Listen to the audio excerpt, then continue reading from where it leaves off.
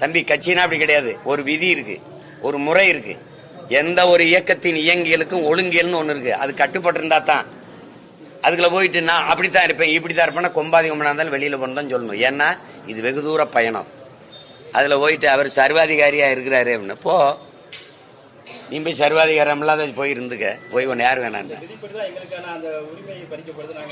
அவருக்கு உரிமை கிடையாது தம்பி, அப்படி யாரும் உரிமை கிடையாது. இது கட்சி பிரச்சனை, மக்கள் பிரச்சனை இல்லை. இவ்வளவு நேரம் மக்கள் பிரச்சனை பேசிட்டு இருந்தேன். நீங்க கேவலமான ஒரு பிரச்சனை பேசிக்கிறீங்க. இது ரொம்ப சாதாரண தம்பி. இது ஏன் பிரச்சனை? உங்க பிரச்சனையா? இது நாட்டு பிரச்சனையா? நாட்டு பிரச்சனையா? இது மக்களுக்கு பிரச்சனையா? அது சொல்லிட்டு இருக்கட்டும் தம்பி, சொல்லிட்டு இருக்கட்டும். உங்களுக்கு கொடுத்துட்டாருல, வேணா போடுங்க.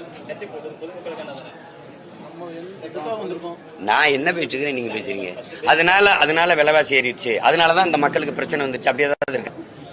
பெட்ரோல் விலை ஏறிடுச்சா? இல்ல அதை விடுங்க, அதை விடுங்க.